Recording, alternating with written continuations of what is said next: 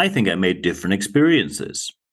Maybe you heard that phrase, and maybe sometimes you hear that phrase and think, oh, the experience actually worked well and we had a better decision afterwards. However, often you will have the experience where you say, well, it started with someone saying I had a different experience, and we ended with doing the same thing that did not work over and over and over again.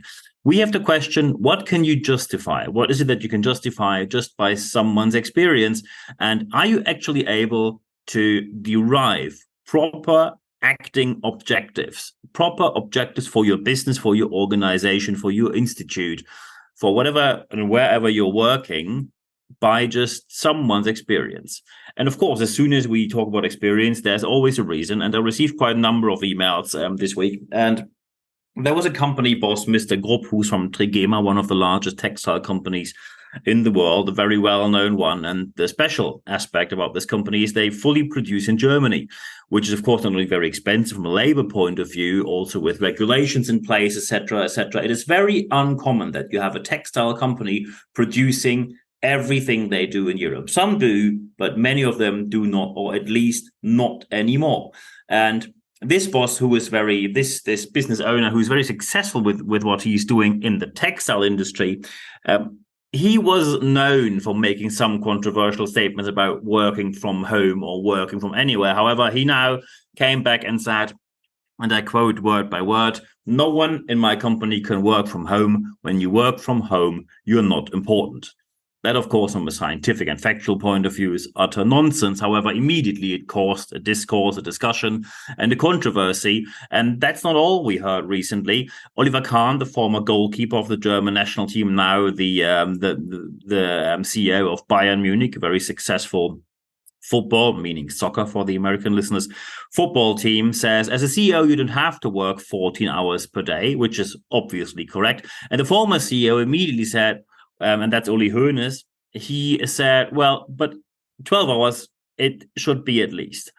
And of course, every single one of them refers to these are their experiences. And as soon as they come up with experiences, there's an immediate controversy, which immediately gets very heated. And of course, they're immediately polar positions where people say either I am right or you're right. The question is, how can we deal with this aspect of someone says something based on experiences? So how can we do it better than where we are right now, where we're discussing endlessly, but not getting to a proper result, at least not to a sustainable one? So first, experience is important, and it's right to listen to certain experiences when you do it properly and based on certain steps and aspects you have to consider. Also, experience brings certain guidelines into organization, and that means organizations are at peace, which is good. People like to work in a structured manner where they know this is what we do, this is what we do not do. So you could, of course, say experiences, we just pick up the experiences and that's the way how we go.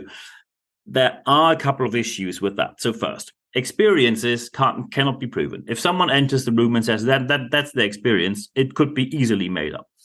Second, you can't quickly check because experiences are based on a huge amount of time, actually. So there is no way that you can actually check. And also, there's no way for you to acquire the experience quickly, especially when it is based on a large amount of time. And of course, a couple of problems then happen. First, experiences are not based on any kind of evidence.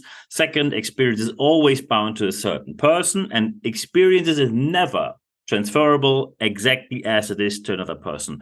The greatest controversy always is caused by privilege groups because often people are questioned on their privileges. People don't like to talk about privileges. Pretty much anyone likes to talk about how working class they are, while many of them are far away from that.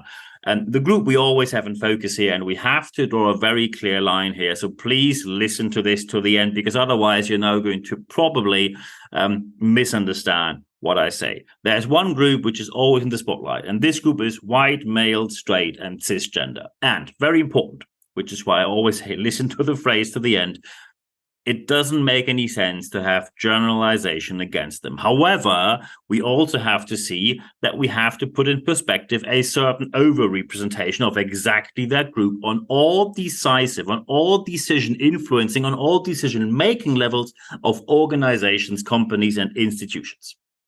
And we talk about unconscious biases. Often you have a certain way of deciding, and then you think when other people decide the same way, then probably they reach the same goal.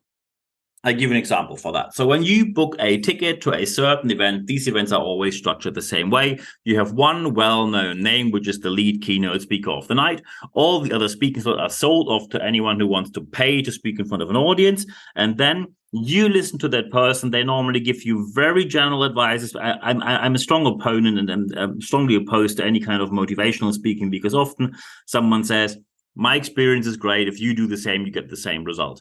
Authority bias means you're probably going to listen to them more and believe them more because they are on a stage. And when we talk about privileges, and I have to see that with myself as well, I am white, male, and cisgender, not straight though, which is a massive privilege when you see these closed networks in many ways.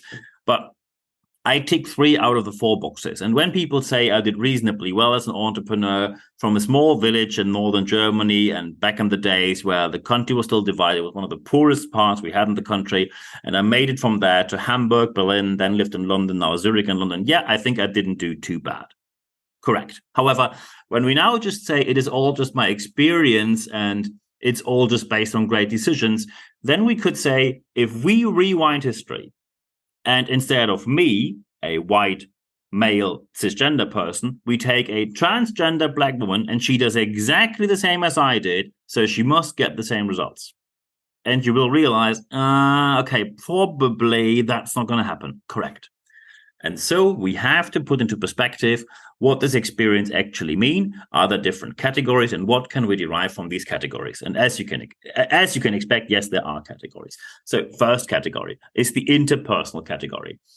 Interpersonal experience cannot be transferred. When someone tells you I made bad decisions or I made bad experiences with person X, the only thing you strengthen with that statement is prejudices against person X, because person X might have a completely different reaction to another person.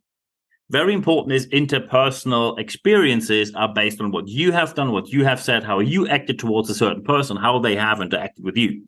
Can be completely different for anyone else. So do not tell anyone that this is how this person is, because probably it's only, if there's an issue, it's only with you or only between the two of you. Second aspect, intercultural experience. Here we come to the category which can be transferred way easier. This is why we have intercultural training.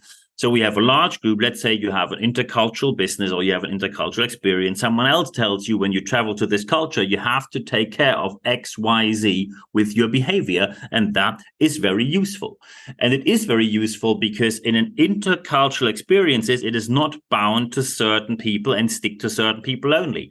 In this group, there's a lot of change going on, but the culture remains pretty stable because cultures do not change very quickly. The third category is organizational. And organizational experience is very helpful because you know certain people in the organization, you know what the organization is doing, you know what their values are, you know what they like, you know what they dislike. So if you transfer this experience or you tell other people about the experience, that can be very helpful indeed. So organizational experience is something that you need to transfer, and probably at an early point in time, not just when someone tells you they're going to retire or leave the company in 2 weeks' time. So here we get to the point from intercultural to organizational, where it's getting interesting, because here you really have a transferable, or let's say at least an aspect which by either training or coaching or speaking or whatever else, you can at least show people to a certain extent.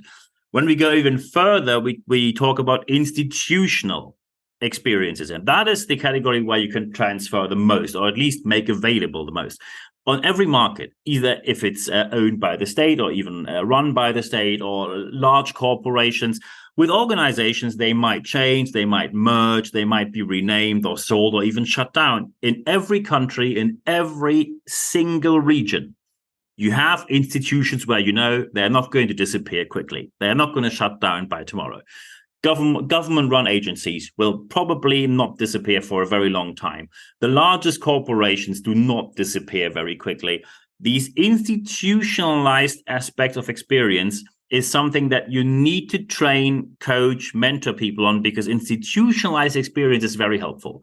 You can always, especially as in an institution, takes a lot of time to understand how they work, who are the people who help you, who are the people you're opposed to, what are the networks you have to work with. And people with experience are tremendously helpful there. Please use these people as much as you can. The most difficult category, however, is the fifth one, and that is content experience. So people say there's a certain fact, and depending on the topic, when it's not a scientific fact that you can prove, it can be difficult when someone says, my experience is a fact because I declare it to be that. I declare my experience to be a fact and deal with it as such. That is not helpful because often people say, I have a certain set of experiences. I don't want to change it because I like my set of experiences because it works for me. And because it works for me, I declare the fact and I transfer every bit of content I tell anyone else and tell people, this is how I do it. So that's how you have to do it. And it will work for you, full stop. The content experience, when you do not have scientific evidence for what you say, be very careful telling someone that you know the only way how to do it. Because often the content experience that you want to transfer comes together with one of the four categories we talked about before. And when you talk about institutionalized or organizational or even intercultural aspects, can be okay to very good. If you talk about interpersonal experiences, not very well, as I told you before. So here we have 5 categories, and now you have to decide, how do you deal with the transfer or at least the availability of experience to others in your organization? But always keep one rule in mind. And I quote Frank Caspides from Harvard Business School, N equals 1 is no evidence. Just because someone has a certain experience, and please check very carefully, does not mean that it works for anyone else on this planet. Just because someone made money by buying Apple stocks doesn't mean you make money. If someone made money just by, tossing a coin and betting with someone doesn't mean that you will make the same amount of money. Just because someone made money with Bitcoin doesn't mean that you make money. N equals 1 is no evidence. You have to go by the evidence, check carefully with the categories I told you about experience, and then make experience available in a proper way in the categories we talked about before. If you do it that way, you will be successful by doing so. And of course, now some people might think, wow, that's quite complex. Can I ask you a couple of questions? Of course you can. This episode happened because people asked me questions exactly on the matter we talked about today. And feel free to drop me an email, nb@nb-networks.com. You also find the email address in the show notes of this podcast. And then we just take it from there. And then we can exchange emails, write emails, have a phone call, Zoom meeting, whatever you want. Doesn't cost you a penny. And we just take it from there. Second aspect that I always recommend. We have live sessions where we can talk about issues or topics or ideas or concepts you like to know more about. The question always is, when do these sessions happen? And of course, normally we have about one per month. When you want to know where they are, how to access them, and of course, for our listeners and readers, they are free of charge. When you go to expert.nb-networks.com, you will also find the link in the show notes of this podcast. You see a website popping up talking about the leadership letter, and you can just register your email there. You receive only one email every Wednesday. It's 100% content at free guarantee. And there you get free access to everything and anything I ever published. And of course, you also see when do we have the next live sessions and how to how to access it. And as I said before, it's free of charge for our listeners and readers. Thank you very much for joining our list. And then we will talk about this issue or anything else you'd like to talk about live online. And of course, the third aspect, that's the most important one. Apply what you heard in this podcast, because only when you apply what you heard, you will see the positive change that you were looking for in your organization. I wish you all the best doing so. I'm available for help anytime. Just drop me an email and contact me, and then we take it from there. And at the end of this podcast, there's only one thing left for me to say. Thank you very much for your time.